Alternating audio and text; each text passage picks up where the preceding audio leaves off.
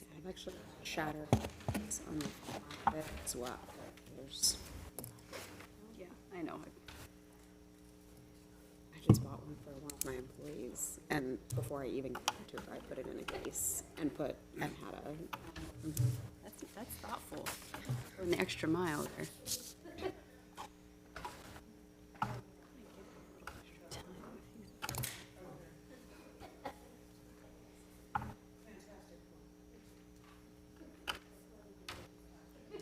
Jen. Did you hear from Joe? I'm not. Oh, there he is. Oh, that was good, Joe. Just starting to get worried. 1 second, Chris. Perfect. I'd like to call to order the Middletown City Council meeting for Tuesday, February 21st, 2021. If we could start with a moment of meditation followed by the Pledge of Allegiance.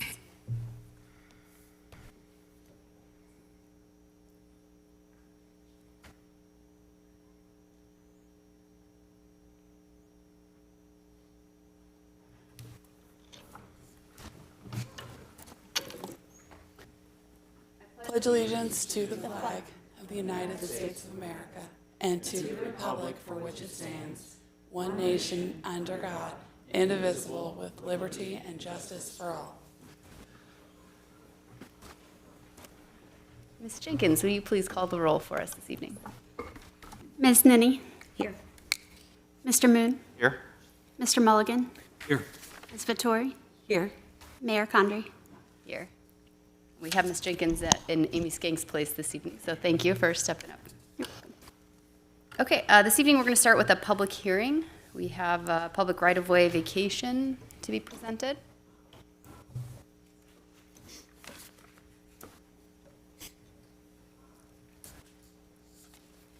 Good evening, City Council, Mayor Condrey. What we have before you this evening is a public right-of-way vacation hearing. It is for a partial right-of-way vacation request by petitioner David Stryker with Tri-County Management for the vacation of city-owned right-of-way. It says known as Reynolds Avenue, but it's actually located between Central Avenue and Reynolds Avenue.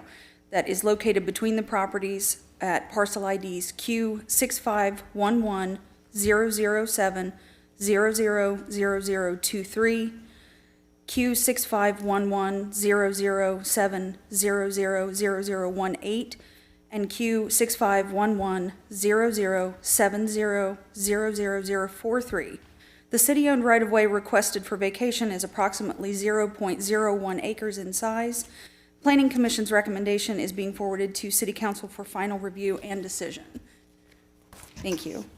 What you're seeing here is a photograph of the alley that was taken from the Reynolds Avenue side. So this is behind the buildings at 1218 and 1224 Central Avenue. Let's see. At the regular meeting held on Wednesday, December the 8th, 2021, the Planning Commission voted to recommend approval of the right-of-way petition due to staff recommendation, appropriate paperwork being filed, and to support the business owner so that work could start in the alley to perform upgrades to allow for outdoor seating and dining area for their bar and restaurant. Go ahead, next slide, please. This is an overhead. What you're looking at here in green towards Central Avenue is a right-of-way vacation that was approved in 2017. And so the blue area to the south there is what we're discussing right now. It's 0.01 acres. They are asking the city to vacate the rest of that alley back to the edge of the rear building at 1224 Central Avenue. Staff analysis, per the Ohio Revised Code that provides the proceedings to vacate a street, alley, or portion thereof, the process for vacation requires filing a petition to Planning Commission to make a recommendation to City Council. Planning Commission recommendation is then forwarded to City Council for final consideration. If approved, the city-owned property will be split evenly and sold to the abutting property owners. The petitioner requests the additional right-of-way be vacated for use as outdoor space that will be utilized by his business. The petitioner will have outdoor seating and be restoring that alley with new pavers and aesthetic upgrades, including lighting, etc. What we have here is a photocopy of the petition that was submitted with the signed by both of the property owners on either side of the alley. Next slide, please. Legal notice, meeting notices were sent to the property owners that are within 200 feet of the proposed street vacation, as well as the utility providers, and no objections were received. An important determination for the right-of-way vacation is that there is no longer a public need for the property as a public street. Other city department comments, the city's internal development committee reviewed this proposal and gave its support. The development committee includes the city manager and assistant city manager, economic development department, law department, public works and engineering department, police, development services, building inspections division, planning and zoning division, and the code enforcement division. That is the end of my presentation. If you have any questions, I'd be happy to answer them. Does this transfer from, if someone else were to purchase the property, does it stay with the property? I'm sorry? Does this transfer with purchase of the property if someone else were to purchase the property? It would be deeded to the property owner. Okay. It would be sold, split and sold to the adjoining property owners. And you had mentioned that the previous vacation in 2017, they haven't really done anything with it since then, but I know it probably took longer to get the business up and running. Did they provide any feedback on why they hadn't moved forward with the previous plans? I haven't seen that information, but I'd be happy to get it for you. Be good. That's a good point. I mean, I think part of the benefit, to doing this would be that the property is upgraded and it would look nicer. Is this something that we would plan to have in the agreement, that there's a requirement for that? Is that even legal for us to do? Is that an option? That is something I'll have to defer to the law department on what stipulations we could put with it. The simple vacation is just actually transferring the land, so there is no contingent agreement. Ms. Lyons did point out that there is a small business grant, I believe pending, for the improvements on the property, so there is some indication in another agreement about the city helping to assist the improvement of that property. And is there a sale price associated with it? Or is it simply gifting? They help to pay some of the costs associated with it. There's the legal cost to transfer, the survey, everything that needs to be done, but typically there's not an actual sale price. This is just a strict vacation.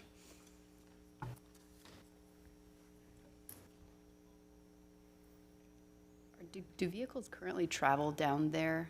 I think they do, right? I think they probably could. They can now. Yeah, they can at this point, although the front part of that alley has already been vacated to the owner. My understanding is it's not blocked off at this Right. point, but it is privately owned.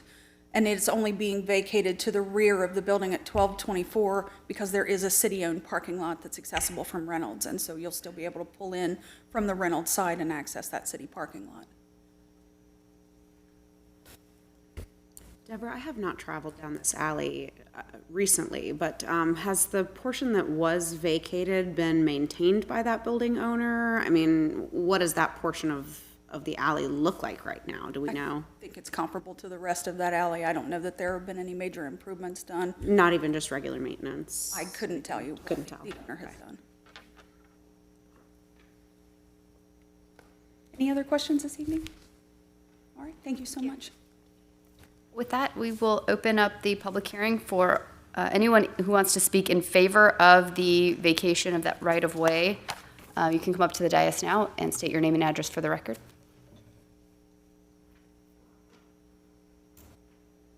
Okay, I don't see any movement. That if anyone wants to speak in opposition to the vacation or right-of-way of the property, please come up to the dais and state your name and address for the record. Okay, with that, that will end our public hearing. And now we have citizen comments. We have two of these this evening. The first individual is Todd Moore. If you want to come up to the dais, state your name and address for the record for us, and we have a 3-minute time limit this evening. Thank you very much. Todd Moore, 1808 Sherm Drive here in Middletown. Mayor Condrey, members of the council, wanted to speak in opposition to the proposed text amendment 1226 of the code. What warrants me coming this evening is not to argue that there should not be reasons to change or limit the powers of the Board of Zoning Appeals. I currently chair the Board of Zoning Appeals and I'm on the Planning Commission, nor am I suggesting that the council does not have the ability to remove that authority and place it elsewhere. My concern is that the comments about the legality some of the comments that were raised at the last meeting really concerned me. I reached out to 3 experts. I sent each of you a detailed memo. These were 3 land law professionals and attorneys, and the consensus was that enacting this text amendment would likely result in declaratory judgment against the city should a case come forward, which you're facing none now, and there is not a history of abuse on the Board of Zoning Appeals, and also that it could discourage investment in the city. I detailed some of those comments. Certainly within 3 minutes, I cannot go into details there. Again, I tried to also provide what I call a proper remedy rather than a sweeping approach to take all references to use variance out of the code or to completely eliminate the ability to initiate a use variance. I gave some counterexamples from other municipalities. There are numerous ways to do this, but I think what is proposed, which has not been discussed, not only limits the BZA, but it potentially limits powers of the Planning Commission itself. When you say that you're going to eliminate all use variances, I would assume that that also has something to do with the Planning Commission as well, although it was not detailed in the text amendment itself. All I'm asking council to do at this point is, because there are no abuses that are clear and there's no pending legislation or pending cases before you, that we pause, table this decision, let's work with city staff, and if the intention is to limit the BZA, which I believe that there are ways to limit and to do what many municipalities have done, let's go back and look at some of the text in other municipalities and aim to get it right. I believe, again, that this is a rushed approach. It hasn't been well vetted. I think the 3 members that I asked, their expertise, including the Cleveland Marshall College of Law, believe that this is a bad idea. So again, potential for litigation and potential for disinvestment. It just needs more time. So I'll close there. Thank you very much. Thank you. Next comment is from Betsy Hanavan.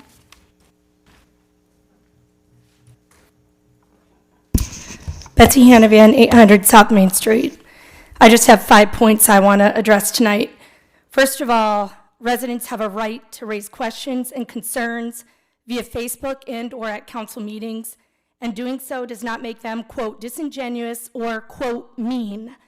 It appears the only people who have attacked others are selected members of council and city administration, and they have done so publicly, which in my opinion is unprofessional and should not be tolerated.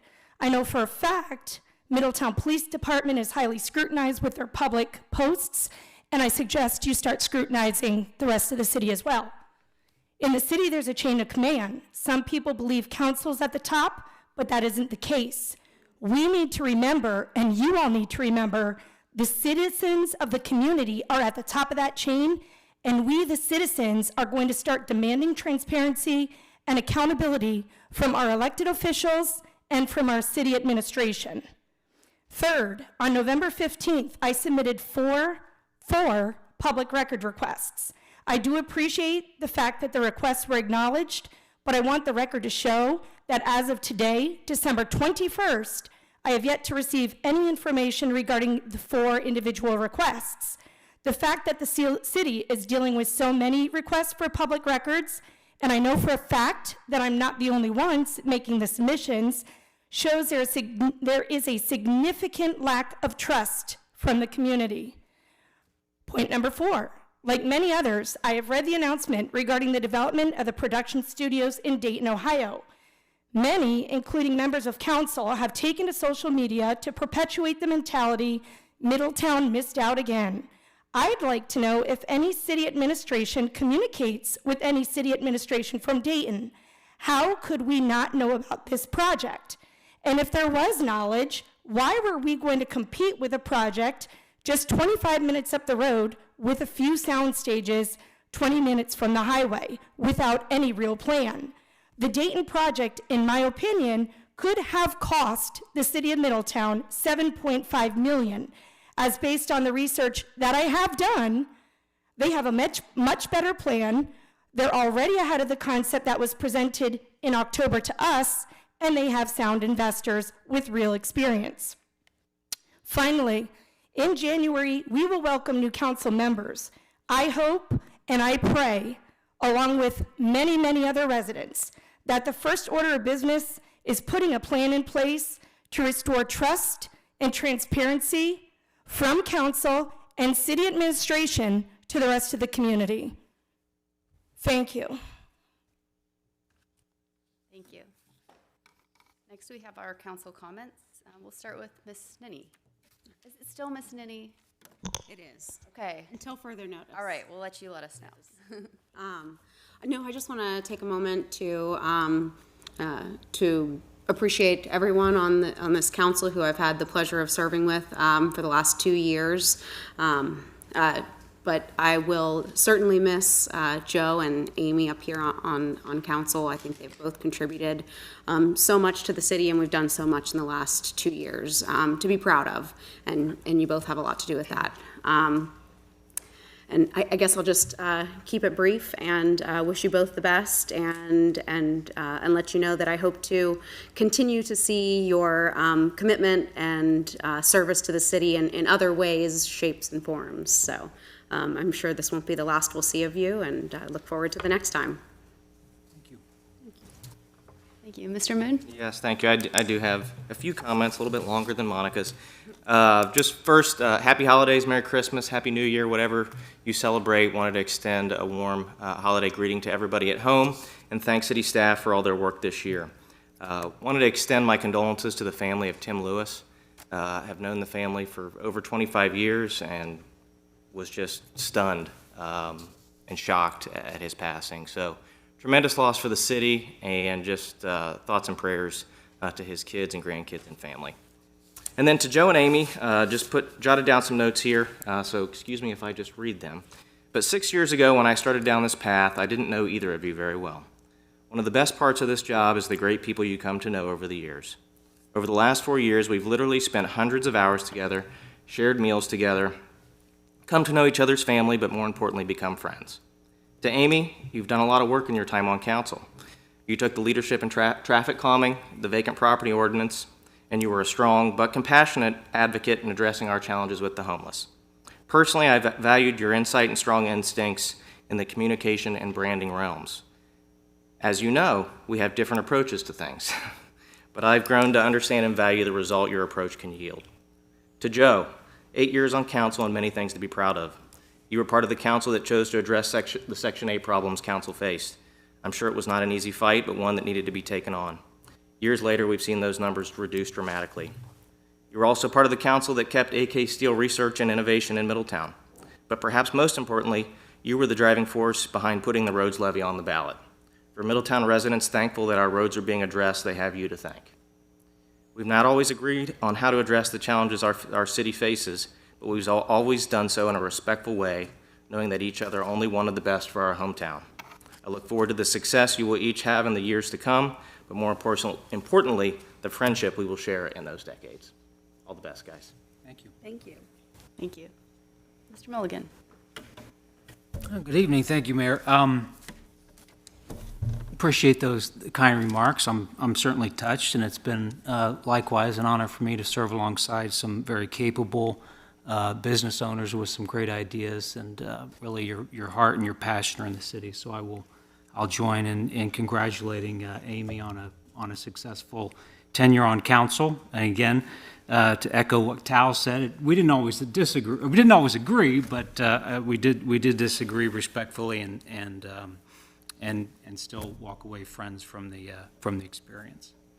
So I did have the opportunity to attend the swearing-in ceremony for incoming council members Muterspaw and Farrell. So again, congratulations to those two. They've got a lot of work ahead, so I wish them the best. But it did, a couple comments during that evening did bring up the topic of gaslighting. It's a term that's been around in recent years. And a friend of mine, where does this gaslighting term come from? Well, it comes from a 1938 play titled Gaslight, which was adapted into a 1944 film called Gaslight, starring Charles Boyer and Ingrid Bergman.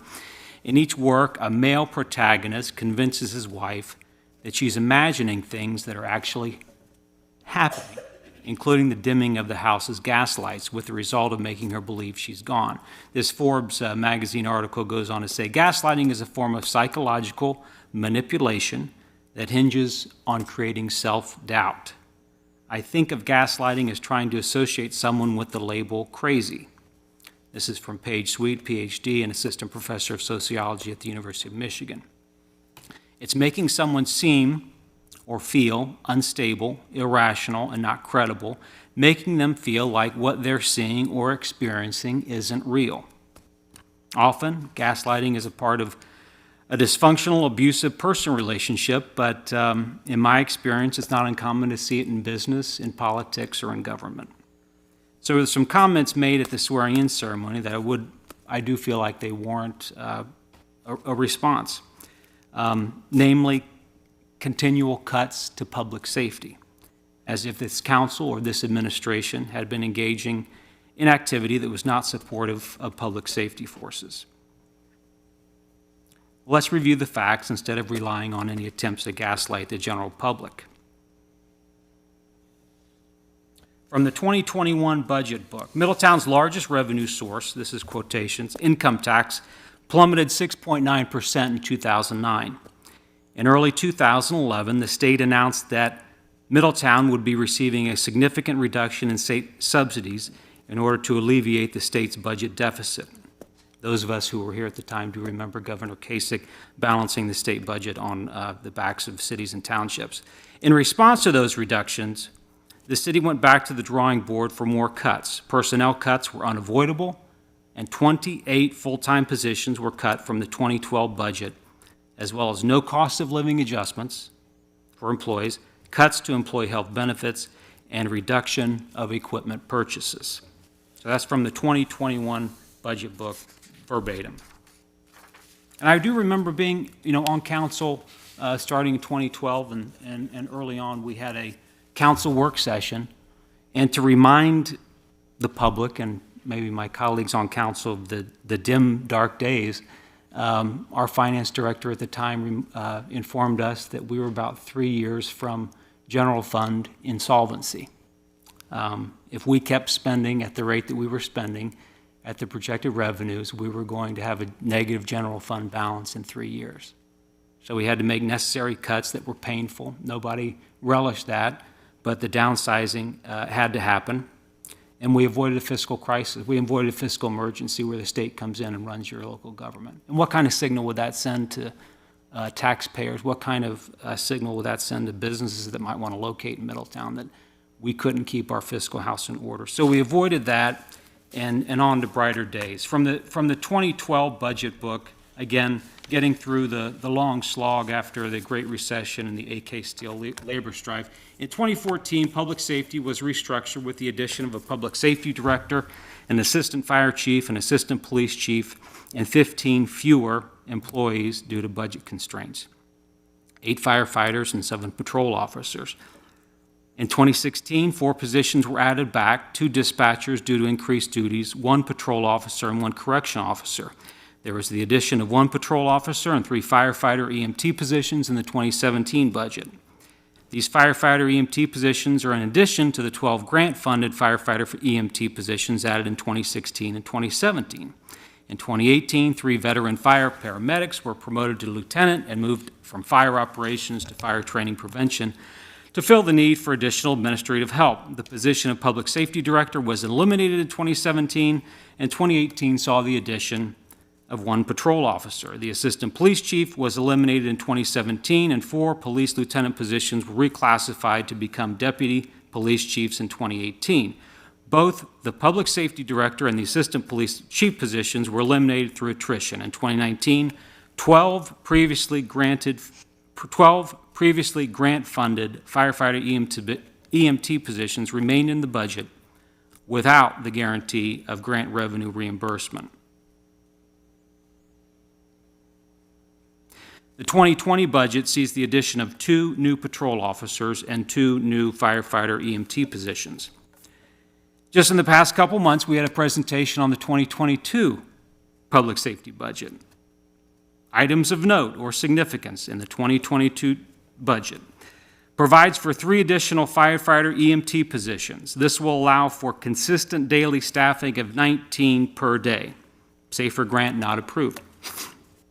Police Department reorganization will restore lieutenants' positions with the retirement of deputy chiefs, along with adding traffic patrol officers. So to correct the record, we've maintained or added to public safety forces since 2014, and the 2022 budget continues in that direction. With remarks regarding goals to bring unity to council. One incoming council member said that the behavior of council right now is totally unacceptable. You can disagree, but you don't have to argue. The bickering is insanity. We have to be unified. Let's fix that first, and the rest falls in place. But let's be clear on this as well. I mean, there's one member of council who has made a regular practice of embarrassing staff. There's only one member of council who is affiliated with and works for a person in an organization who has filed multiple lawsuits against the city and against this council.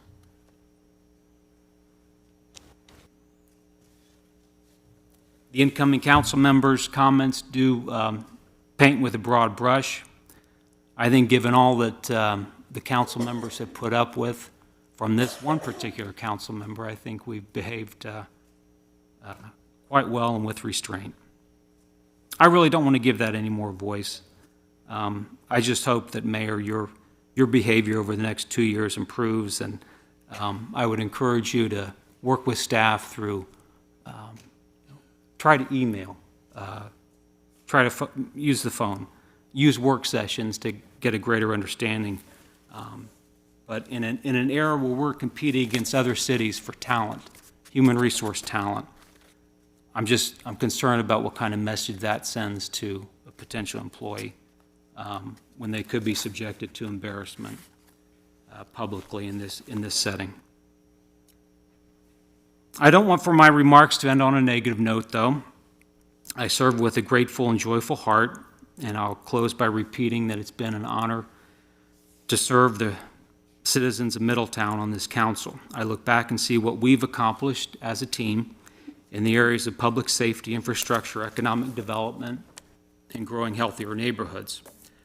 Our population has grown faster than peer communities, Hamilton in particular, and other older communities in the state over the past 10 years. And we've done a great job attracting new residents and new employers. The past decade brought $1 billion of new commercial investment. As Mr. Moon mentioned, a $51 million road repaving project that's transforming neighborhoods throughout the city and will cover 200 lane miles and a third of our city streets. As mentioned above, we're increasing staffing levels for police and fire. Ambitious plans are in place to revitalize neighborhoods with infill housing, rehabilitation, and increased park amenities. We've confronted the difficult issue of subsidized housing, and we've reduced that number dramatically. Section 8 vouchers are down by 50% since we decided to take on HUD. We've recently announced plans for reinvigorating Town Mall with redevelopment that includes ice hockey, retail, housing, hotels. We're working with our partners in Butler and Warren County governments to join with us in transformational projects that will benefit residents for the years to come. My family has been here for 5 generations, so I want the best for Middletown. I wish the council all the best in achieving ambitious goals for our city. Finally, a special thank you to Amy Skank, our clerk of council. She could not be here tonight due to a family matter, but she has been a dedicated employee, and I appreciate all of her efforts to help council for so many years. And along with her, really so many dedicated employees of the city of Middletown. It's been an honor to stand by you day in and day out. You're giving your best efforts to deliver vital services to the city. So my hat is off to you, and I wish you all a Merry Christmas, Happy New Year, and all the best in 2022. Thank you. Ms. Vittori. Thank you. I normally don't write down, but I probably have to put on glasses too. It's so embarrassing. All right. I want to thank my family, my mom, dad, and kids, and especially my husband for stepping in and being both mom and dad while my attention was being spent caring for the city at meetings, on phone calls, sitting with residents, and communicating with concerned citizens and staff. I'm excited to spend more time with my boys, who no longer will have to say, "Mom, are you going to another meeting?" multiple times a week. And I will also be taking back over laundry. That is on the record, Kevin. I'm really proud of my time here, and I'm leaving Middletown better than I found it. I'm glad to hear at the swearing-in ceremony last week that new council members want to continue to execute on the vision and hard work we've accomplished so far. The mall and its ice sheets, reimagining new housing for former Lincoln School land, watching the Oakland Historic District we created become a vibrant, bustling area, and creating amazing new spaces and opportunities for our youth at a state-of-the-art community center, something I've championed since my first days on council. Many of these projects would not be possible without the experienced leadership of Mr. Palahniuk, who was able to get the mall owners to the table with a viable plan for the first time in decades. He was able to get Lincoln School raised, and he made important strategic asks of Butler County for the cleanup of the paperboard site, a new Route 4 corridor development, and additional funding for the community center. Not to mention his creative plan for getting over 50% of the city's streets paved in 3 years and the potential construction of 4 new fire stations. Mr. Palahniuk, you are a consummate professional who has endured undue attacks on your integrity and has not received enough praise for your accomplishments. I thank you. I extend that same gratitude to my fellow council members who have shown the same commitment and love for our city. And of course, my thanks to our staff who are overworked and underpaid. They push forward diligently and creatively to create positive change for our city, which is a challenge in and of itself. And I feel your frustration when your efforts garner unwarranted accusations. I commend you for your professionalism and the dedication to your jobs. I've enjoyed working with all of you, and I truly appreciate all that you do for Middletown. A special thank you to Shelby, who is leaving us. You've done the job of 3 staff or more, being on call 24 hours a day and answering for some of the toughest issues a communications person has to handle in this past year. There's been much talk of division, as Mr. Mulligan mentioned, and infighting among council, a claim that I reject. Most of our votes have been passed 5-0, some 4-1. Those numbers depict a group that is very much on the same page, with the exception of a singular voice which often insists on attempting to uncover drummed-up ethical compromises or fighting unfounded corruption. It's good to remember when a man points a finger at someone else, he should remember that the 3 of his fingers are pointing back at himself. Allegations are an awful way to lead. Creating doubt is divisive as an approach to progress. So the real question to everyone up on this dais, in this audience, across Middletown, and behind your keyboards on Facebook is, are you contributing or are you just criticizing? Are you contributing to making Middletown better, or are you relishing in creating chaos? When you're not making memes or spreading misinformation on Facebook, are you volunteering? Are you starting or supporting small businesses? Are you employing people? You could get involved with events, join a board or commission. Have you engaged with leadership groups, shared ideas constructively, agreement or in disagreement, for the betterment of all of Middletown? Or are you too busy spewing angry comments to get a laugh or make sure you get the outcome that's just best for you? Ask yourself, are you part of the progress, or are you part of the problem? When I look over my last 4 years in Middletown, I see contributions from my time on council, the many other boards on which I serve, the policies we have implemented, the progress we've made, and the growth of downtown in part from the enormous amount of time, energy, money, and love that my family and I have injected onto our city's historic streets.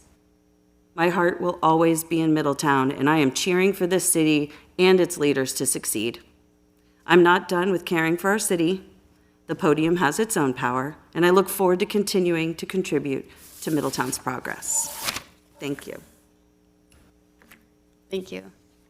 I know we have a lot of personnel appointments on the consent agenda this evening. I'm grateful for those individuals' service to our city, and I look forward to hearing about the amazing work that they will do in these new roles. I want to acknowledge fellow council members Vittori and Mulligan and thank them for their service to our community. As I mentioned personally in the swearing-in ceremony last week, courage is defined as the ability to do something that frightens one. And it certainly does take courage to put oneself out in the public eye and serve as an elected official, particularly today with social media and the ability for opinions for or against to run rampant in the blink of an eye. Councilmember Vittori and Vice Mayor Mulligan were willing to courageously carry that torch of public service for our community, and I thank them for their service in this unique way. And we look forward to hearing of and following your future endeavors as you free up quite a bit of your more of your free time here moving forward. I also wanted to extend congratulations to Shelby Quinlivan on her new career move. And I also want to recognize the hard work of city staff this year. Between ordinances and resolutions, a total of 179 were put forth for city council for approval this year. And I looked back at 2020, and the number there was 139. So that is 40 more this year, which is a significant number more, which means y'all have been working very hard. I'm not challenging you to break that 200 number, but if you do, absolutely more power to you and whatever it takes to do the right thing. So thank you guys for your hard work this year as well. And that's all I have this evening. Mr. Pelenick, that brings us to the city manager report. Thank you, Madam Mayor, members of council. With regard to our comprehensive plan, just wanted to note that at the regular Planning Commission meeting that was held on Wednesday, December 8th, the commission voted to table the comprehensive plan for a 2-month period, allowing some additional public outreach. So in that regard, we invite the public to share their feedback right up until February the 8th. And then the Planning Commission will review that plan again at their regular meeting on Wednesday, February 9th. And the Planning Commission's recommendation at that point then will be forwarded on to the City Council for final review and decision. Another note that all of our paving work for this season is now finished. However, the contractor will continue to make concrete curb and handicap ramp repairs as the weather continues to permit in those areas that will be paved next year. So trying to get a little bit of a jump start on next year. And of course, paving then will start back up in early spring, as early as the weather will allow, in zones 4 and 5, starting with next year. Also, because of the holidays, the city building will be closed this Thursday and Friday, December 23rd and 24th. We'll be back open again on Monday, the 27th, through Thursday, the 30th, and then again closed for the holiday on Friday, December the 31st. Finally, I'd just like to take the opportunity, as we do near the end of this year, to really issue a sincere thank you to all city staff who have just done an incredible job throughout the year, who are so understaffed and oftentimes under-resourced and undercompensated, but they do a thankless effort on behalf of their community and their citizens. So thank you so much to all of them. Also very much wanted to issue a sincere thank you to outgoing city councilors Mulligan and Vittori. It has been my distinct honor and privilege to have worked for you. So thank you for everything you've done. You've made my job much easier with your professionalism. So thank you and good luck. Thank you. That brings us to the consent agenda. Ms. Jenkins, will you be presenting that for us this evening? Well, Great, thank you. for your consideration on tonight's consent agenda, you have the following items and actions. Approve the City Council minutes of September 21st, 2021. Receive and file the following Board and Commission minutes. Board of Zoning Appeals, October 6th, 2021. Civil Service, October 21st and November 18th, 2021. Board of Health, November 9th, 2021. Confirm the personnel appointments of Derek Brown to the position of Electronics Technician in the Department of Public Works and Utilities, Division of Electronic Maintenance. Ashley Swab and Margaret Van Fleet to the position of Senior Account Clerk in the Department of Finance. Division of Water and Sewer Administration, Ryan Childs, Christopher Gargulio, Joshua Patton, Zachary Timmons, Isaac Steinbrenner, Andrew Maurer, and Celine Skank to the position of Firefighter EMT in the Department of Public Safety, Division of Fire. Purchase hydrofluorosilicic acid, HFS, from PVS Knollwood Chemicals of Detroit, Michigan, in the amount of $4.308 per gallon for use of the water treatment plant during the 2022 calendar year. Purchase liquid chlorine, sodium hypochlorite, 12 to 13% concentration from Miami Products and Chemical Company of Dayton, Ohio, in the amount of $1.28 per gallon for the use of water reclamation facility. Purchase of liquid chlorine, sodium hypochlorite, 15 to 18% concentration from JCI Jones Chemical Incorporated of Beech Grove, Indiana, in the amount of $1.73 per gallon for use at the water treatment plant. Confirm the following title and wage range changes effective January 1st, 2022, in accordance with Ordinance Number 02021-105, 02021-106, and 02021-107. Title change only. Housing Code Specialist to Code Specialist. Sarah Valentine, Sean Dickens, Candace Stoltz, Lisa Robin Rollins. Sanitarian to Registered Environmental Health Specialist. Rebecca Janey Maurer. Wage range change only. Scott Tadish, Public Works and Utilities Director, range 167, Step G. Nikita Lancaster, Assistant Public Works and Utilities Director, range 291, Step I. Title and wage range change. Budget Analyst to Budget Manager Angie Carr, currently range 181, Step G, moving to range 177, Step E.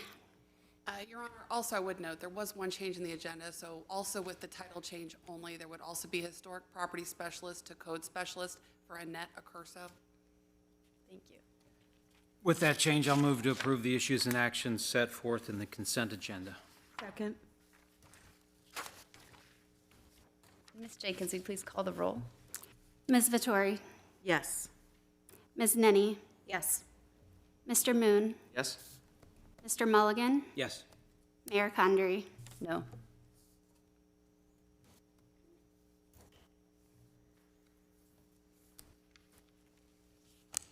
Thank you for reading that. That is the hardest part of the meeting. There's a lot of technical words in there and names of things. You got through it great. All right. Ms. Cohen, will you be presenting the legislation? Yes, Your Honor. Prior to starting this evening, we do have a number of items we're asking you to consider as emergencies. So I'd ask if there's a motion to waive the charter requirements for 2 readings and 30 days to enactment with regards to the following items. First being Ordinance O-2021-116, Ordinance O-2021-117, Ordinance O-2021-118, Ordinance O-2021-119, Ordinance O-2021-120, Resolution R-2021-53, Resolution R-2021-54, Ordinance O-2021-124, Ordinance O-2021-125.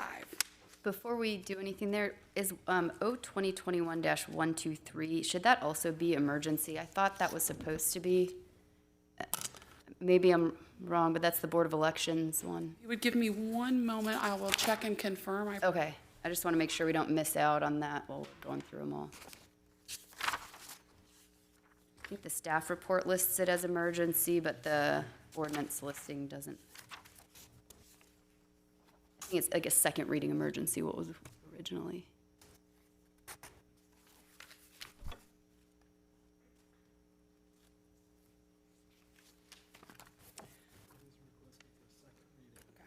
We'll include that in the list of emergencies, my apologies.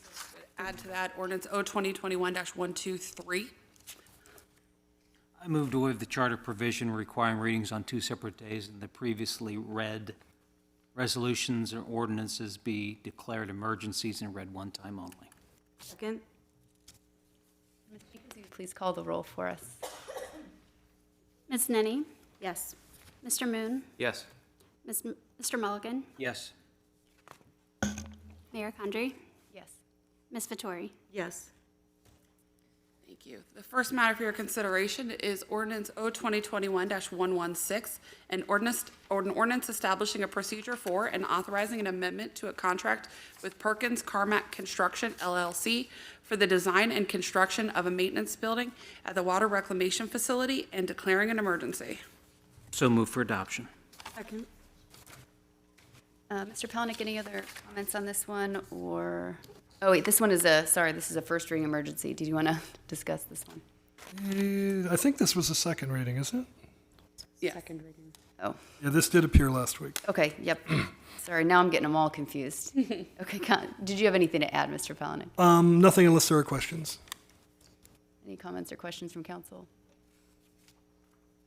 Okay, Ms. Jenkins, if you could please call the roll.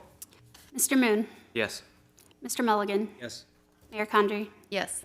Ms. Vettori, Yes. Ms. Nenny. Yes. Ordinance number 2 is Ordinance O-2021-117, an ordinance authorizing the purchase of additional aviation fuel from AvFuel and declaring an emergency. So move for adoption. Second. Any comments or further questions or comments from Mr. Palanick? Nothing. Ms. Jenkins, will you please call the roll? Mr. Mulligan, Yes. Mayor Condrey, Abstain? Ms. Vettori, Yes. Ms. Nenny, Yes. Mr. Moon. Yes. Item number 3 this evening is Ordinance O-2021-118, an ordinance establishing a procedure for and authorizing a contract with Schulte Business Services to provide snow removal at Middletown Regional Airport and declaring an emergency. So move for adoption. Second. Any comments or questions or further addition? Yes, we had a question at the last meeting on this from Councilor Nenny as to how much we had spent last year on snow removal at the airport, and we had found that after the meeting, it was $4,725. And last year, we had budgeted a similar amount of $13,000. Thank you. Ms. Jenkins, will you please call the roll? Mayor Condrey, Abstain? Ms. Vettori, Yes. Ms. Nenny, Yes. Mr. Moon, Yes. Mr. Mulligan. Yes. Item number 4 this evening is Ordinance O-2021-119, an ordinance establishing a procedure for and authorizing additional funds for the 2021 contracts for ground maintenance and declaring an emergency. So move for adoption. Second. Mr. Palanick, did you have anything to add on this one? Nothing additional, no, thank you. Do we, no, I know this was one of them last time I had asked about Western's ability to fulfill the contract. Do we know how much of that $33,000 was due to their inability to fulfill the contract? I know we had to pay extra above and beyond to the other, is it Norvell's and HD for taking over what they were not unable to fulfill? I would have to refer that to Mr. You don't know, Tavish. no problem. It was just Yeah, kind of a fleeting thought. I was just wondering, okay. And have we read the contract with Western to ensure there aren't any clawbacks in that, since it seems like they didn't fulfill the contract? I think I had kind of asked at the last meeting if that was something. I don't know the answer to that question. Certainly at we'll this make sure point. that if there are clawbacks, that they're being addressed. Okay. Yeah, if we can make sure these contracts in the Absolutely. future have something in there, Absolutely. yeah, that's unfortunate. Thank you. Any other comments or questions?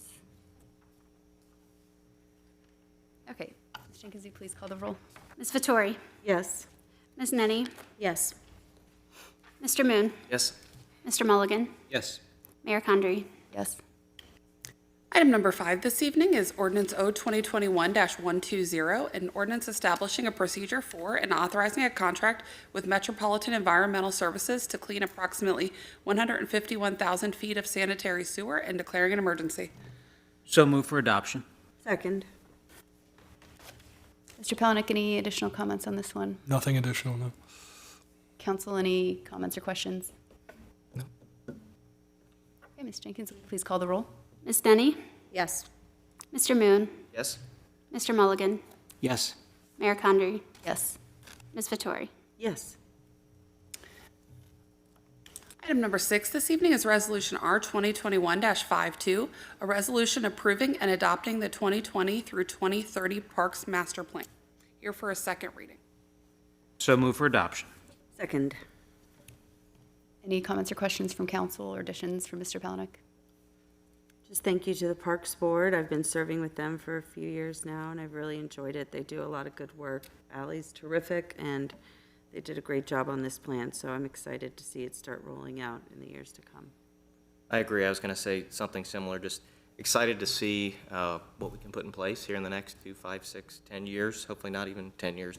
But that's somewhat of a challenge to future councils and future administrations that we can tackle what is financially possible to improving our parks. Because I know it's a big reason for families to either stay in Middletown or come to Middletown, and improving those facilities needs to be a top priority.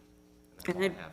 really urge the next council to pay attention to Mayfield and Goldman, as there seems to be a lot of attention going towards the area for the community center, which I support, and I'm on the board. But again, I think in balancing out where families do feel like they have the same access to a similar level of capabilities, I think Mayfield and Goldman are two parks that were identified as the most urgent. And so I hope this next council really looks at those first.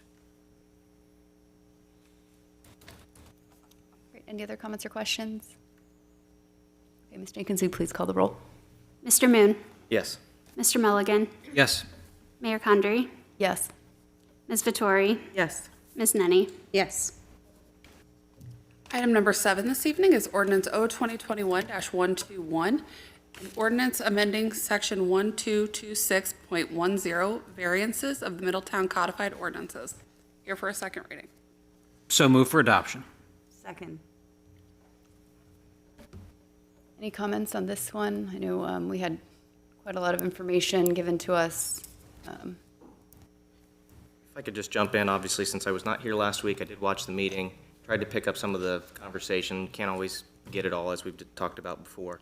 I would just say, I do like the idea of a legislative review or a council review. I guess I was just curious from the staff perspective, kind of like, what was the reason that all this kind of bubbled to the surface? What was kind of driving the conversation? I don't know if there was one issue that kind of popped up, or just trying to get some background. I guess if anything, it probably came from myself, from my office. You know, the history that I've had just in planning over the years is I have never seen a community that I'd worked in where they allowed for use variances. And particularly in this case, I guess the biggest concern in my position was that not only did we allow for use variances, but they were being decided at a level other than the elected policymaker, which is you as city council. Because in effect, when you do a use variance, you are, for all intents and purposes, changing the use. You are doing a rezoning, if you will. You call it a use variance, but it's still a rezoning. So you're allowing a lawful change in the use of that property. In almost all cases, even when places allow for a use variance, that decision winds up being made by the elected policymakers, the city council. Whereas in this case, given our current, not only do we allow for the use variance, but it comes at a level of appointed people on the Board of Zoning Appeals. So, I mean, that's a big concern. And I think the issue is when you are literally changing the nature of how you use a property. And I think you've all seen how that can be very controversial at times and how that can, cause a lot of consternation. I think most people acknowledge the fact that that should be being made by those people who are directly held accountable to the public by being elected. So in this case, if we do nothing else, at least have the use variance come to this body. But again, I would advocate that we eliminate use variances. My personal opinion is, they get you into a whole lot more trouble than they ever help you, because in effect, you are finding another way to change zoning without actually calling it rezoning, because that's what it does. It changes the zoning. And a variance is the idea of a hardship created by the land itself in some way, because it's oddly shaped, because you can't put a fence in it, because the side yard can't be large enough, because it's in a certain configuration or whatever, but it never contemplates in traditional planning process the idea that you are changing the use of it. So that was the whole reason for it, a discussion on a philosophical level at the staff level. We just brought it forward for that reason. No specific project that came to mind, not stopping or trying to help any particular project. So the timing, there's no urgency to it, other than the fact that one of those cleanup measures that we thought was better sought. And obviously, if council wants to discuss this more, look at it further, amend it further, as Mr. Moore has requested this evening, perhaps, you may want to table that, send it back, review it further, but that was the reasoning for it. I think I mentioned at the last meeting about, or maybe it was just in conversation, but the requirement that any variance come to council as opposed to just stopping at the planning commission or the Board of Zoning Appeals as it does now. So I think that's something that I would be interested in looking at further. Could we reframe this in a different way that still allows use variances, but requires them to come to council? I wouldn't be opposed to tabling for that purpose, just to look into it a little bit further and try to understand what is best for Middletown, because each city is different, they handle things differently. So it would be interesting to me to see how that would look.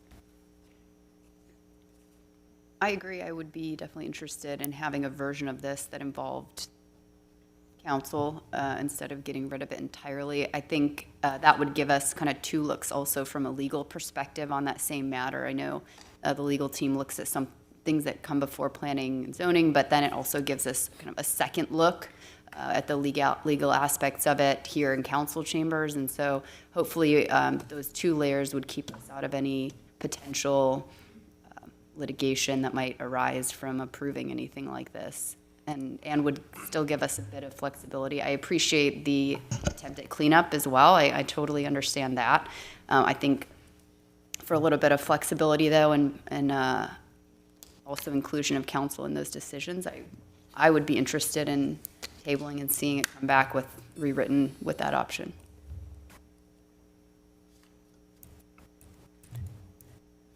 Sorry, Mr. Boone, were you saying table too? I mean, I No, I'm can draw still- the motion if I didn't know. kind of, I would just say, kind of where I was coming at it from was kind of the first thing I said. I like the idea of a council review on some level, which I think was kind of staff's point, that the legislative body have some sort of review.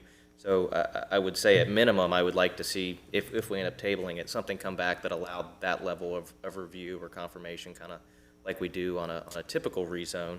I don't feel strongly one way or the other whether we table it or move forward. I suppose it sounds like we have two folks that would like to table it and see it come back in that form. So if that's what they want to do, I'm comfortable with approaching it that way. If we do table this and it comes back in a different form, it does require, it allows but requires council approval, would that then need to go back to planning commission for their recommendation? We would typically feel most comfortable if we've changed what they saw to absolutely send it back for their recommendation again. The staff report mentions that the planning commission did say that they did not approve this particular change, so I would be curious to see if planning commission would feel differently if we allowed it with a. And they would certainly have that opportunity to review any additional amendments, yep. Mhm. Yeah, I would also want to make sure that they have buy-in on the way forward as well, because I'm grateful for what they do, so.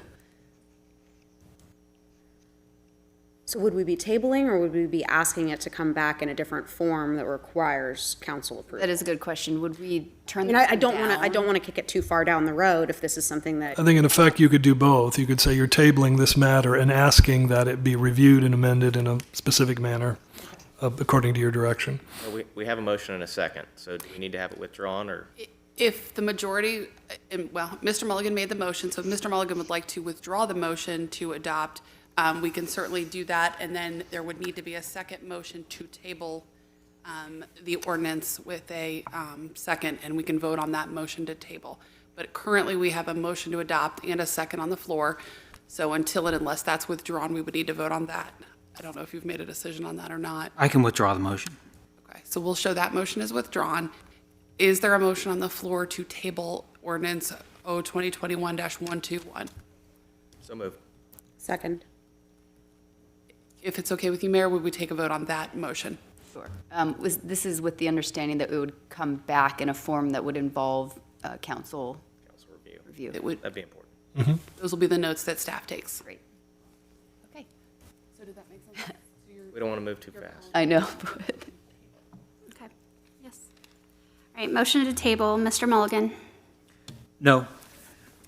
Mayor Condrey, Motion is to, yes, I would like to table it.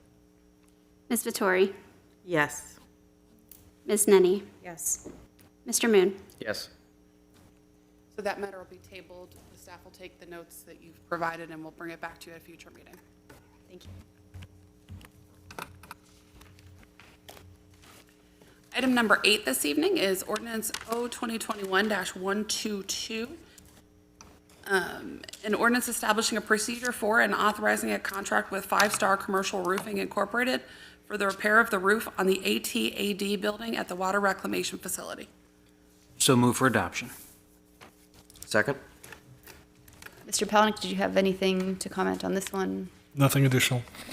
Council, any comments or questions? Okay, Ms. Jenkins, will you please call the roll? Mayor Condrey, Yes. Ms. Vettori, Yes. Ms. Nenny, Yes. Mr. Moon, Yes. Mr. Mulligan. Yes. Item number 9 this evening is Ordinance O-2021-123, an ordinance determining to proceed with the issue of bonds in the amount of $16,800,000 and certifying the same to the Board of Elections and declaring an emergency. So move for adoption. Second? Mr. Palanick, did you have anything to add to this one? Just to note, as we did last time, that this is in effect the last legislative act that you all will take to place the question on the ballot on May 3rd. So this does include the actual ballot language, and it sets the parameters for the request to the public. Any comments or questions from council on this one? Ms. Jenkins, will you please call the roll? Ms. Vettori, Yes. Ms. Nenny, Yes. Mr. Moon, Yes. Mr. Mulligan, Yes. Mayor Condrey. Yes. Next matter for your consideration is Resolution R 2021-53, a resolution requesting the auditor of Butler County to advance to the treasurer of the city of Middletown, Ohio, taxes assessed and collected for and on behalf of the city of Middletown and declaring an emergency. So move for adoption. Second? Mr. Palanick, would you like to present? Yes, Madam Mayor, members of council, this is kind of a routine annual matter that we would typically do this time of year. Without this, we would receive 2 installments of our property taxes from the Butler County Auditor's Office, and they would be holding the monies as they collect on our behalf until such time as one or both of those installments get paid. By having this approval of this request, they can make an advance payment of us to the property taxes. That way we're getting the monies sooner. We can actually invest them once we get them. So we typically would do this, and this is that routine matter. Is this something that could be brought to council earlier, or does it have to occur as an emergency? I know that last year it kind of came at the end of the year. We could look into it, but I'm not sure if that's something we could bring earlier in the year. I was just wondering if if we couldn't do it before a certain date, because I've noticed it comes as emergency. Obviously, understanding you do it before the end of the year, I just didn't know if it was possible for us to bring it in under 2 readings. I will ask our finance director next year to take a look at that. I mean, it seems like an obvious one, but if we don't need to do emergency, it'd be great. Absolutely. Thank you. Any comments or questions from council? Okay, Ms. Jenkins, will you please call the roll? Ms. Nenny, Yes. Mr. Moon, Yes. Mr. Mulligan, Yes. Mayor Condrey, Yes. Ms. Vettori. Yes. Item number 11 is Resolution R 2021-54, a resolution to make adjustments to appropriations for current expenses and other expenditures of the city of Middletown, counties of Butler and Warren, state of Ohio, for the period ending December 31st, 2021, and declaring an emergency. This is involving the year-end various funds. So move for adoption. Second? Mr. Palanick? Yes, as we get to the end of our fiscal year, as a routine matter, again, we typically have to do a series of budget amendments to kind of clean up the various appropriations to make sure that they balance, and that's effectively what this does. So there are quite a number of them, and if you have specific questions about any one, we are more than happy to answer those questions. But again, effectively, it's a cleanup Doesn't take us over budget in these cases. It's just moving some of the dollars from one place in the budget to the other to make sure that they're covered and that we'll pass our auditor's requirements once that comes around. I had one quick just question. I couldn't remember where we landed on this one. Are the customers paying the credit card fees or the city for the water and sewer administration budget? I believe that's item number 11 we had. Yeah, right now, we are still continuing to pay all the fees. We had originally said that with last year's budget, fiscal year 2021, we were going to implement that. But because of the pandemic and the continuing process we've been going through, we didn't do that for 2021. So in 2022 budget, you may recall, we said we would implement it with this next year, with our intention to begin it at the very beginning of 2022. We have been having some difficulty with our provider of those services. So while our intention is to implement that in 2022, it may not begin at the very beginning of 2022. But we will keep the public informed as to when that will go into effect. Okay. But it is our intent to pass those costs on, and that was approved in your budget in 2022. That's what I thought, so I just wanted to confirm. Thank you. Any other comments or questions? Okay, Ms. Jenkins, will you please call the roll? Mr. Moon? Yes. Mr. Mulligan? Yes. Mayor Condrey? Yes. Ms. Vettori? Yes. And Ms. Ninny? Sorry. Item number 12 this evening is Ordinance O-2021-124, an ordinance establishing a procedure for and authorizing the continuation of a contract with Safe Skies Aviation LLC for fixed-base operator services at Middletown Regional Airport on a month-to-month basis and declaring an emergency. So move for adoption. Second? Mr. Palanick, did you want to discuss this one? Yes, Madam Mayor, members of council, you've been hearing from us that we would be bringing a new contract for FBO services to you. We thought we would have had that done before the end of the year. We do expect it will happen in January, but because it hasn't to date, we do need to on a very limited basis, extend our existing temporary contract with Safe Skies LLC on a month-to-month basis for continuing FBO services at the airport. This is the same price that they've been charging us. It would just continue for up to 3 additional months, being January, February, March, at a cost of $17,124 a month. Again, the hope is it won't be all 3 of those months, but we do need at least that approval so that we have continuity once the new contract comes forward. Any comments or questions from council? Ms. Jenkins, will you please call the roll? Mr. Mulligan? Yes. Mayor Condrey? Abstain? Ms. Vettori? Yes. Ms. Ninny? Yes. Mr. Moon? Yes. Item number 13 this evening is Ordinance O-2021-125, an ordinance authorizing the amendment of a contract with Rumpke of Ohio Incorporated for refuse collection and disposal and declaring an emergency. So move for adoption. Second? Mr. Palanick? Yes, when we first approved our 3-year contract for our waste collection services with Rumpke, and this was for 2019, 2020, and 2021, we actually had in that contract specific yearly aggregate limits.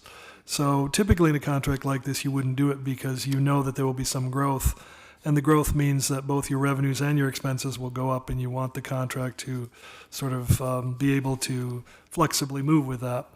And because we have these limits in place for 2021, we're not going to manage to get there within that number.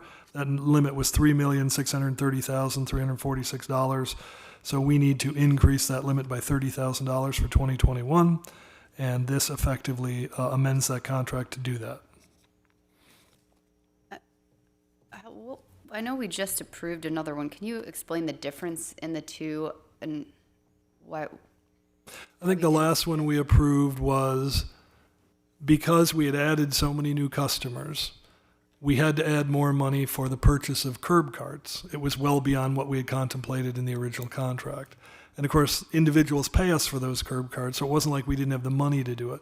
But the contract had to be amended to show that much more that we were purchasing. So again, had we contemplated when we first did this contract that there would be growth and that, you know, you would have additional customers, we would have made provision for that. We wouldn't have had to come back and actually change the contracts later. So we're kind of changing this because of the growth that's occurred within the community. So as we see additional customers come on in Renaissance or Sawyer's Mill and whatever, you know, that's adding additional customers to the contract, but the contract didn't necessarily imagine all that growth happen along the way. Okay, so the 30,000 is another addition of additional customers and accounting for that as well. And it's accounting for an aggregate limit on the overall total of the actual contract. We literally set a number, $3,630,346. We're going to go over that. And we're just kind of, as the year's getting to the end, Having to fix it because otherwise we wouldn't have contract authorization to pay them that additional funding. And that's actually the very important point. When the council authorized that contract the first time, it was authorized up to a certain dollar amount. So the city staff doesn't have any authorization to spend over that dollar amount. So what this does is actually up that authorization to spend so that we can meet the needs of the community today instead of when we put the contract out years ago. sorry, I understand that part. My question is that we did the 60,000 and the 30,000, and that's what I didn't understand, why there were two separate ones so close together.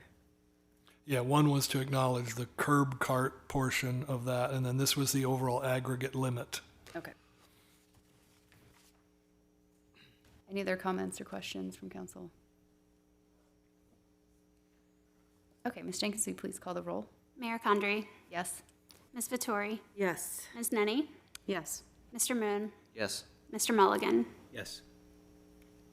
Item number 14 this evening is Resolution R 2021-55, a final resolution authorizing the city manager to enter into a contract with the State of Ohio Department of Transportation for the 2022 urban paving program on a portion of State Route 4 from Titus Avenue to Germantown Road and declaring an emergency. However, no action is requested until January 4th. Mr. Palanick, would you like? Madam Mayor, members of council, this is the actual contract so that we can do next year's Ohio DOT urban paving program. And of course, as Susan mentioned, next year's section is from Titus Avenue to Germantown Road on Verity Parkway. The local share for us is $241,736. The estimate of it, that's based on the percentage of what we're required to pay. That could change up or down based on the final cost, but that is provided for in our 2022 budget, and that will be next year's project. But we have to approve the contract with DOT in order to have that come to be. Any comments or questions at this point? We'll move on to item 15, Ordinance O 2021-126, an ordinance authorizing a contract with Milcon Concrete Incorporated for the improvements to Central Avenue between Canal Street and University Boulevard and declaring an emergency. However, no action is requested until the 4th. Mr. Palanick? Madam Mayor, members of council, we are very excited by this project. This is one you've been hearing about for quite some time. It is the complete reconstruction of Central Avenue. We did the bid opening a couple of weeks ago. The low bidder is a Milcon Concrete. We received 3 bids. They came in at $7,671,291.59. Now, that turned out to be 6.3% higher than our engineer's estimate, but they are 8.4% lower than the next lowest bid. So we are asking that they be awarded this bid. We are also asking that a supplemental appropriation in the amount of $418,534 coming from the General Capital Fund be added to cover the complete cost of this project. So the way this will be covered will then, the General Capital Fund along with the OKI grant will cover $4,603,874. Stormwater Capital Fund, $600,000. Water Capital Fund, $1,134,000. Sewer Capital Fund, $1,134,000. And the Auto and Gas Tax Fund, $199,417.59. And of course, we're using a number of these different funds because, as you will recall, this is a complete reconstruction, building face to building face. All of the underground utilities, all of the concrete, all of the curbs, sidewalks, lighting, every utility there, basically. So just a complete total reconstruction, including street furnishings, streetscape amenities, and everything that comes with it. So this will really change the face of that section of Central Avenue. will be a major construction contract that will go on all of next year, from the earliest time weather allows to pretty much the latest time that weather allows. And there will be some disruptions, but we're going to work very, very closely with the small business owners to make sure that their business is not disrupted and that people can get in and out. So with that, we would hopefully at the next meeting recommend final approval for this particular bid award. What a communications challenge. I sure hope you can fill Shelby's big shoes soon. Best of luck. It will be important. I would also note that obviously everybody's concerned about inflation. I think we noted it is higher than engineers' estimate, but not markedly so on a project of this size. So, I mean, you know, we're using some additional capital funding, but we're pleased that, you know, it came in at a number that was not, you know, outrageous or something that had to go back and, you know, really do what we would call value engineering, which is cut things out of the project. So this is putting everything in the project. The good news is everything's going to get done. It's just costing us a little bit more than we might have otherwise anticipated. Okay, thank you. Item 16 this evening is ordinance O-2021-127, an ordinance amending section 452.15, city parking facility fees, codified ordinances. Here for a first reading. Mr. Palanick. Madam Mayor, members of council, as we both see additional businesses and/or residences come downtown, and we try to recruit and encourage more, we recognize the need for some kind of permanent designated parking. So we have in many cases unused, publicly owned parking, but our current ordinance doesn't really allow for or contemplate designating long-term use of some of those parking spaces. So what this does is it proposes changing our parking ordinance to allow the Department of Public Works and Utilities Director to designate specific spaces for long-term contractual use by individual private users, and it sets an initial rate of $360 per year for the use of those parking spaces. Did anyone receive the attachment to this or exhibit? Yeah, I was going to say, it said there was an attached Exhibit A, but I did not receive that in my packet. And I apologize very much because going through my packet this morning, I hadn't received it either. So for whatever reason, that got neglected to be included. So we apologize for that. And obviously, we're not asking for any approval tonight, but, But we still don't have it, I think. I thought it was sent out. Ms. Skank indicated that she had sent it out to council Did you guys receive this this? morning, I asked perhaps? her this morning, and she replied that she had sent it to you this morning. So again, the belief was it got emailed to all of you earlier today. Yeah, And I if don't that's think it not made the its case, way then to us, so. clearly we will make certain we get that out to you. We will check into that, make sure it gets sent Yes. out, and we can. Again, our council would like to bring it apologies. back for another first reading. Yeah. And initially, do we have any idea how many spaces we'd be looking at in the first year? I think it's a relatively small number. We're trying to prepare for the future. I think there might have been indication from a few different individuals, but I don't think there's a lot right now. I think the look is having something in place for the future. Generally, I would think it would be a good thing if we had demand and needed to meet that need, so that would indicate more prosperity and more businesses and more traffic downtown. Absolutely. And as you know, with greater demand comes higher prices, so someday we'll have to adjust those fees too. I could see just the details in this one being a little bit critical, just because in concept, great, but without knowing the details. If I would personally prefer if we brought it back for a first reading, just because we aren't able to have that discussion right now without that. And otherwise, our, first public discussion about it is the second reading where we're voting on it. And We can certainly do that. I mean, it was I don't think certainly it's not our gonna intent, really- and there's no urgency to it. So again, our apologies. No problem. We thought that it would be there. We could certainly list it again as a first reading. as long as we're not delaying anything, it seems like that would be helpful for public discussion. Thank you. Can we also ask Amy to send that parking policy as well with that exhibit? I'm sorry, The parking policy the current, 52.15? current, Yes, please. Certainly will. Thank you. and we are going to item 17.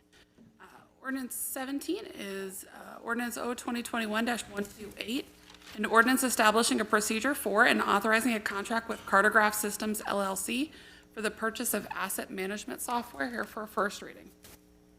Mr. Palanick?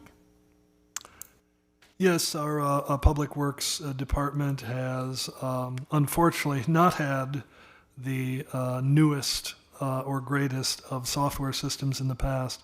It hasn't allowed us to do the kind of work order management or asset management that we really would love to be doing, should be doing, and would assist us to develop better capital improvement programs in the future. So knowing that, we went out for statement of qualifications first, and then shortlisted some of those firms down to better ones, and then ultimately selected this particular firm, which is Cartograph Systems LLC, for the provision of an asset management software system that will do those things to assist Public Works in having a much more streamlined, robust, contemporary, electronically based work order system, and be much better at asset management, much better services to the public, and much better handle on our assets going forward. The 1-year cost for this would be $153,200. When viewed as a 5-year cost, $434,294. And we will fund this in fiscal year 2022, half through the Sewer Capital Fund, and then the other half through the Water Capital Fund. And those dollars are in the 2022 budget. Mr. Palanick, could you explain, because usually we see RFPs, and this is an RFQ, maybe the difference in the two bidding processes and why choose one over the other in certain instances? I think when you have something like a software system, that there's this sort of initial system, but maybe even more importantly is the ongoing maintenance and the supplements and the responsiveness of what they need to do to follow up on it. You want to look at all things in combination. So you want to sort of see the qualifications first of individuals that have provided this system. Who have they done it to? How has it gone? That type of a thing. And then have a process whereby you can shortlist some of those people, bring them in, ask them questions, make comparisons not just on the first year cost, but to multi-year cost, things like that. So it's really much different than sort of buying a product and saying it's a set price and we just want to bid it out. Or even a professional consulting like you're doing design for architecture work or something. Software kind of falls into that unusual category where you really want to take a lot of different things into consideration, particularly how well it's worked in other places for people. Does it do what you hope it does? Have they been good at being responsive over time, the particular vendor? So it isn't always just dollars and cents, and it's certainly dollars and cents over time, but it's also, what you're getting value for it. So I think that's why we did a statement of qualifications in this case, and then went through that process. I've seen the city on RFPs before choose a vendor that's not the cheapest because of all those same reasons. That is absolutely the case. Because again, I think value is a different proposition than just simply the lowest cost. Right, so in an RFP situation, we don't have to choose the lowest either, and we can still look at all of those different factors, right? For professional services, yes. But typically, obviously, cost is a big factor. I mean, there would have to be some compelling reason why, that you're dismissing, cost.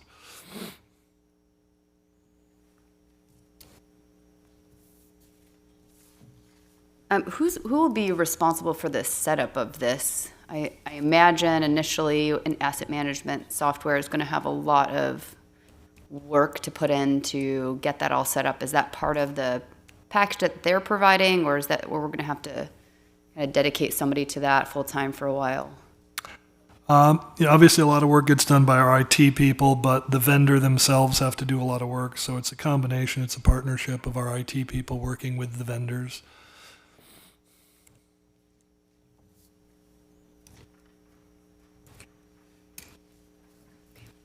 Ready to move forward? Sure.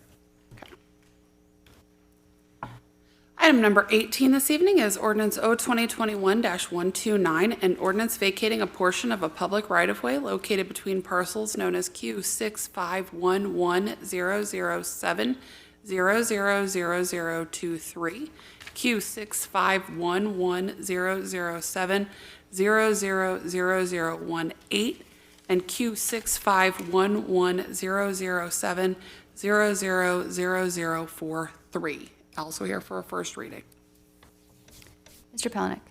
And this was described in the public hearing discussion earlier, so I don't really have anything to add further to that.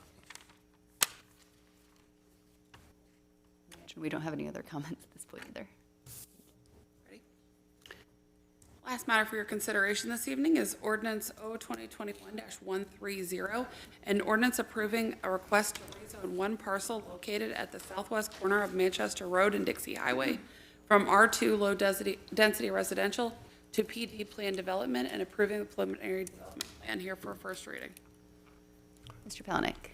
And this was that rezoning item that came to you earlier in the year that was denied. The applicant, in effect, came back, has made the precise same request.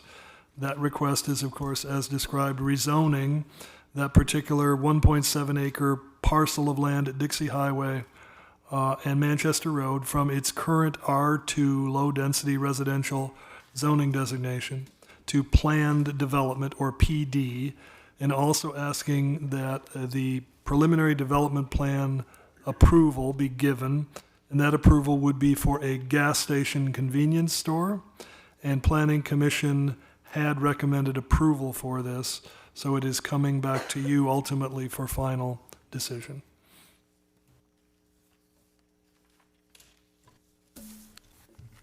Mayor, while we wouldn't vote on this tonight, there was a discussion of possibly entertaining a new ordinance that would maybe have a 365-day delay between, and so I just want to let you know I'd be supportive of staff spending time doing that if they need some kind of affirmative vote tonight on putting something like that together. Oh, from a proposal and denial to the next proposal. Correct. And I would note, and again, from past experience, that is very typical that zoning ordinances would require an applicant to have a sort of cooling off period for at least 1 year if you're bringing the exact same request back. Because obviously, if you go through this whole process of going to a planning commission, going to a council, everybody reviews it, you go through all those efforts, and then effectively, deny it, I think it doesn't make a lot of sense to come back, within certainly less than a year with the exact same request. Yeah, I would be in favor of, is that something we would just ask staff to? Yeah, if you give us direction, we could certainly, again, put together an amendment and start the process of bringing it forward. I'd be willing to review I don't that. see any harm So in that. 365 days. A lot of staff time to Yeah. double up on within 2 months, even if not more. Are we moving to new business? I believe that is what we have. Sorry, I just wanted to circle back Go ahead. while it was on my mind. On the variance item, this is probably a question for Mr. Musser, as that is re-looked at. I guess something I was thinking about after we tabled this was, is there any downside legally to doing it this way as opposed to wiping it clean? And I just obviously don't know enough about that to wonder about the legalities of it. So that'd be a question I'd have for him if he could look into that. I'll take a note. Thank you. And I was wondering if we could have a little clarification on the Planning Commission meeting on the 9th of February. Is that going to be a full presentation again of the comprehensive plan, or how is that conversation going to go? I would ask Development Services Director or the Assistant to respond to that if they could.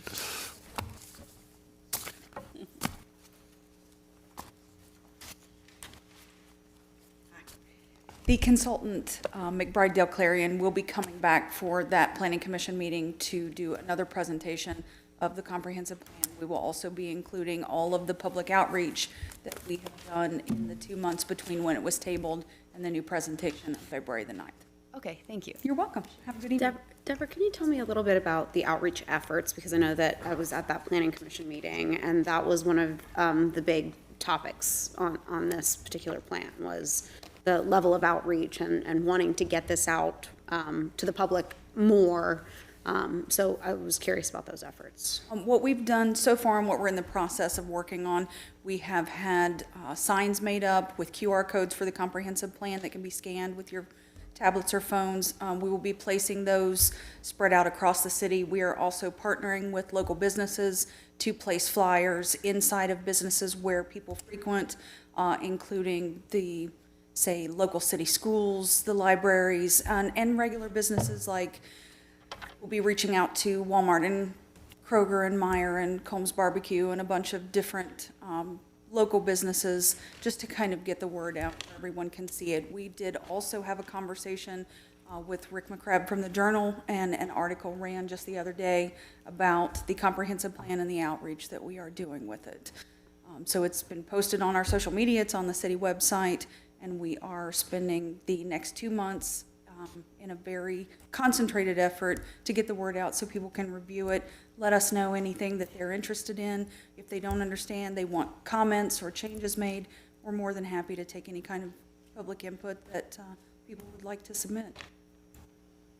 It will also be going out in the water billing Okay.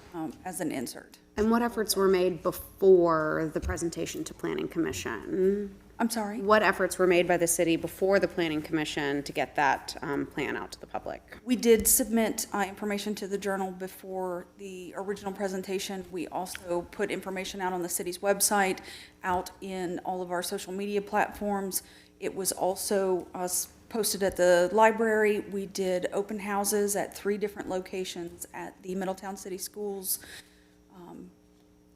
So we also had hard copies here in the building that were available for people to take. We presented the boards that we used in our open houses. They were on display in the city lobby for several weeks.